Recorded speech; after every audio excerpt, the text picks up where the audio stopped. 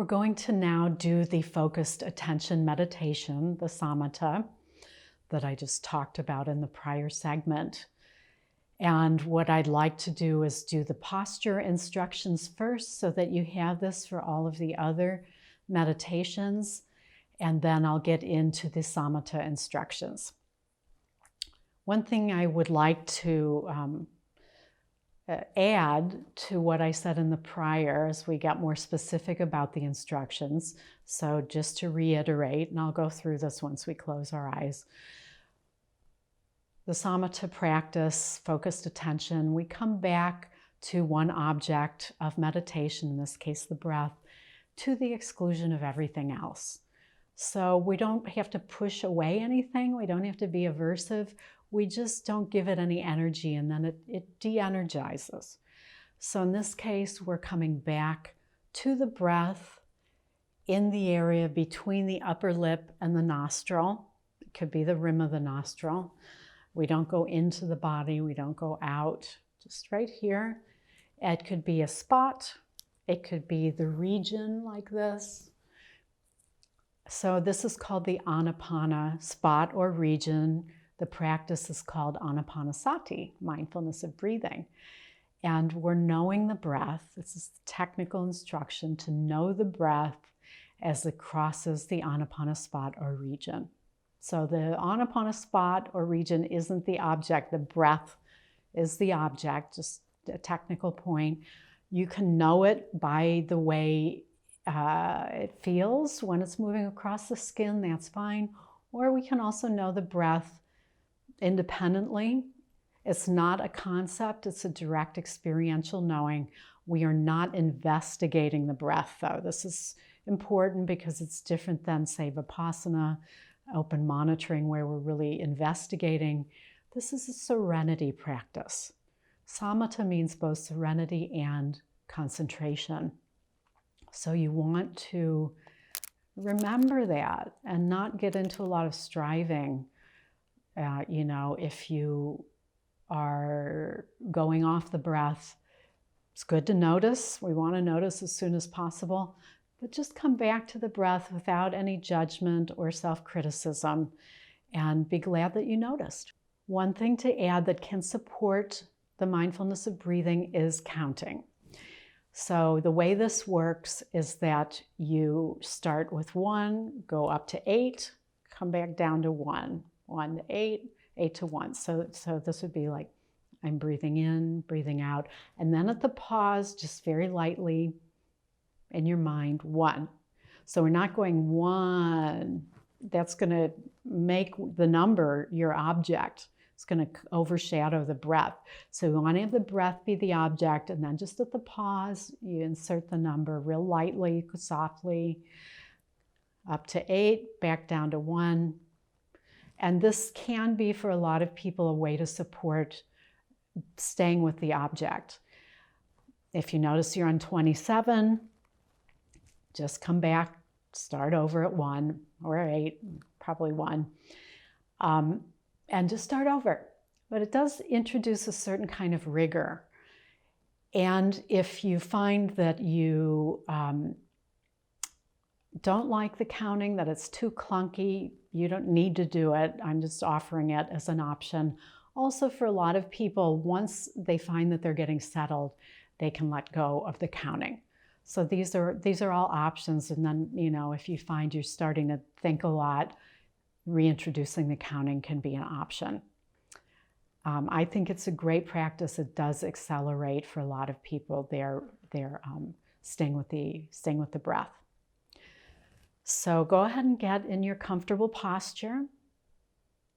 And I'm going to do the posture instructions as well. So you might close your eyes. It can help to feel the body with the eyes closed. And these posture instructions can be used for any sitting, any kind of meditation. And I really encourage you, in particular with the samatha, it's important to set up our posture so that we can be comfortable and settled and still and not be, squirming all over the place. If you need to move, it's okay. but you want to try and find a place you can just land, especially with a serenity practice. So starting then with the feet, really feel your feet on the ground or floor if you're in a chair. If you're on the floor, your knees on the ground, but really feel that you're supported. And moving up the legs, feel your butt on the chair or cushion. And what's important in this part of the body is to notice if there is a tilt of the pelvis. This is what sitting on a zafu or a bench does, that ensures that. In a chair, we can do that by putting our feet out a little farther so that the knees are lower than the hips. That's really the key. The knees need to be lower. If you're tall, you might need to add something under your chair, like a towel or a cushion or something, to be high enough. And they have angled cushions, which I use when I'm on retreat to ensure that angle. And then while you're at your hip area, your sitting area, just feel side to side whether you're upright rather than tilting to one side. Then going up the spine. In our lower back, we want to have a curve where the belly is out a little bit. So it's I think that's concave in the lower back. If you imagine a skeleton hanging by the head, there's a natural S curve of the spine. So we want to have our back where, like if you had a little cushion there, sometimes I use a lumbar cushion, to have that S curve at the lower part of the spine be happening. Then moving up, you want your belly to be relaxed. Maybe even take a breath into the belly. Let it relax, but while you're still being upright. Then going to the chest. We want our chest to be open and not caved in. This is one of the most common things I see, is that people are slumped over, their chests are all caved in and they're slumping. You're not going to be alert if your body is in that posture. It's impossible. So you want your shoulders to be back and your chest to be open. This is the other side of the S curve. So see if you can do that without straining or being like overly, we don't need to be like military straight, but we want to be upright and have the spine be stacked up the way it would on that hanging skeleton, so that your spine is actually supporting your body, and that you don't have to use your muscles a lot to stay upright. Then having the shoulders relaxed and noticing the arms. You want your hands to be placed comfortably on your lap, either with palms down on your legs or with one hand cradling the other. Either of those is fine. But make sure your shoulders and your arms are relaxed. And if you're sitting on a zafu or bench, you might need a towel or a pillow underneath your hands so that your arms are supported and high enough that they're not like hanging down in such a way that's going to hurt or make your upper body pitch forward.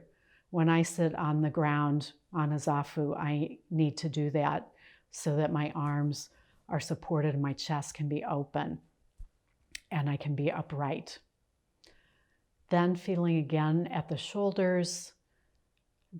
Are you upright and not tipping from one side to the other? Then going to the neck. It's a place we hold a lot of tension.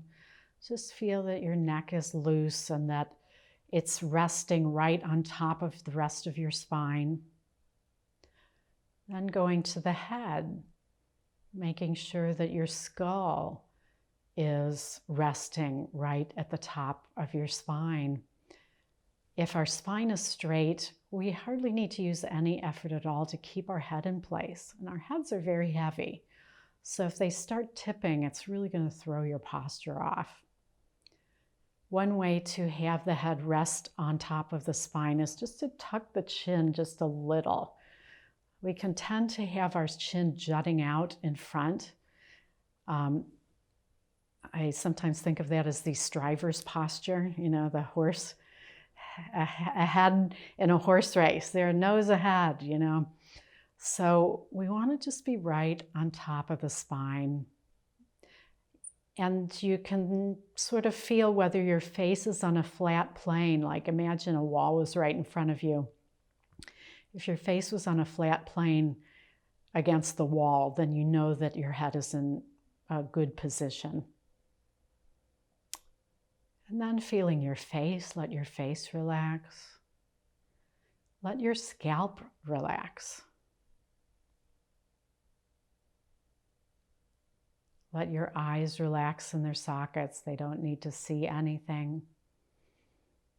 And again, if you can try to avoid looking at the breath and actually know the breath from within the breath, that is ideal. Let your scalp relax. And then feeling overall, again, your posture and really settling into your seat, letting the weight of your body just surrender that weight to the chair and to Mother Earth that's supporting us. Then coming to the breath. And the instruction is to know the breath as it passes the Anapanasati region, coming in and out of the nostrils, using the counting if you find that useful. And if not, that's okay.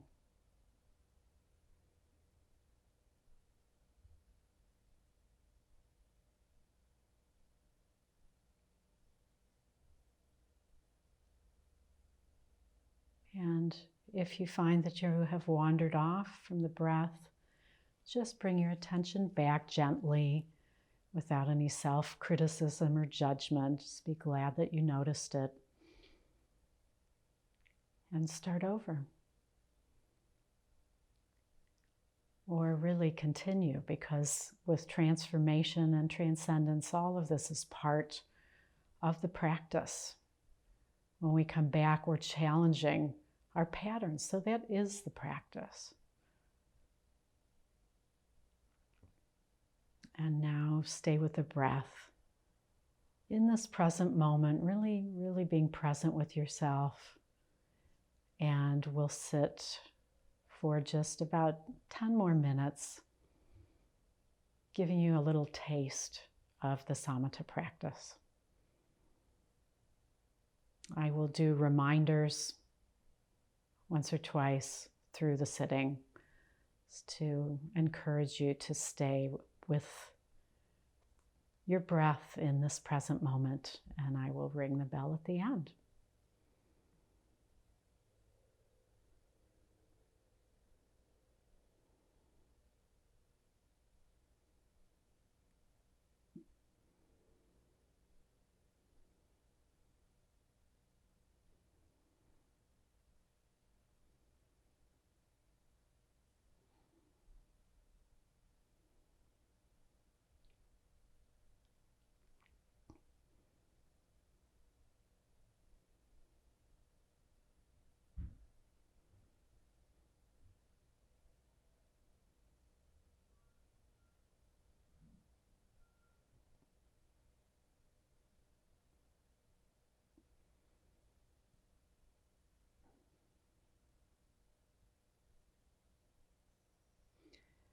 If you find that there was a distraction